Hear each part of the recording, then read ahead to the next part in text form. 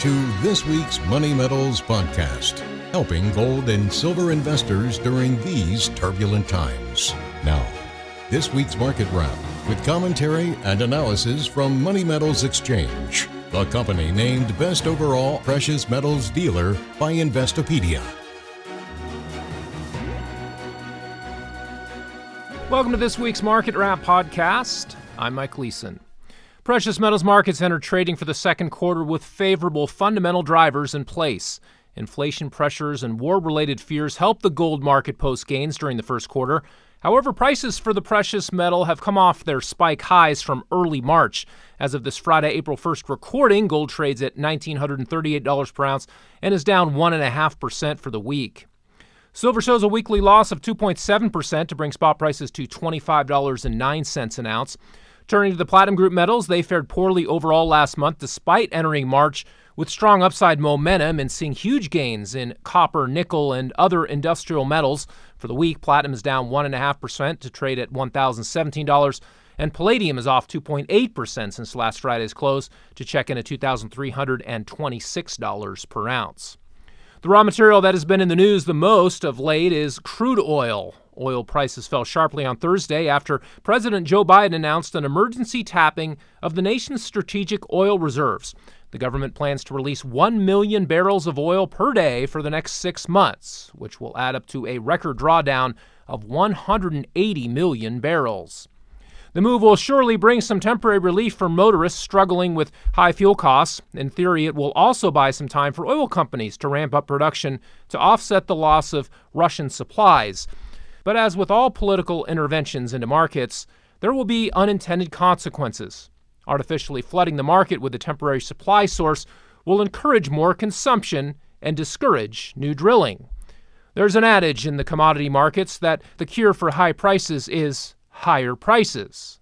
When prices rise, they send the signal to producers that they should increase output.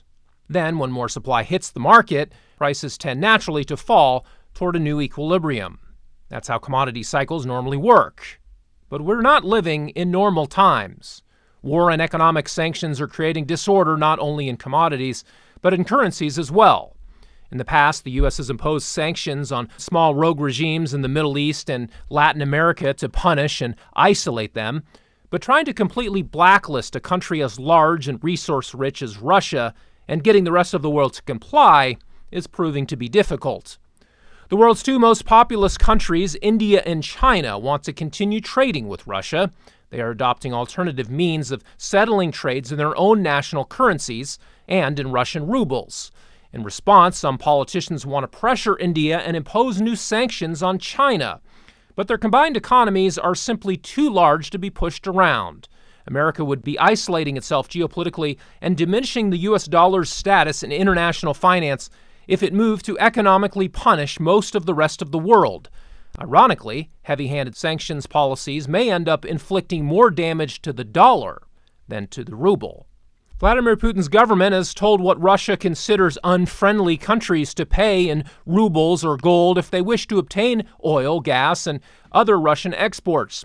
As a result, Russia is now seeing a big influx of demand for rubles. Far from entering a death spiral, the currency is actually strengthening in value and has already risen all the way back to the level seen before Russia's invasion. Moscow will now convert surplus rubles into gold. With the ruble now linked to physical gold bullion, both gold and the ruble could rise together. And an ounce of Russian gold has just as much intrinsic value as an ounce of gold from anywhere else in the world. No amount of sanctions will change that fact. As currency wars are being waged among world powers, gold remains the ultimate standard of value. The world monetary order appears to be bifurcating. The U.S., Europe, Japan, and their allies are pitted against Russia and its trading partners, including China. The era of globalization and free trade based on the U.S. dollar standard is over. A new era is emerging. It is being born out of geopolitical polarization and resource scarcity. It will translate into rising price inflation in the United States as major exporting countries are no longer able or willing to accept Federal Reserve notes without question like before.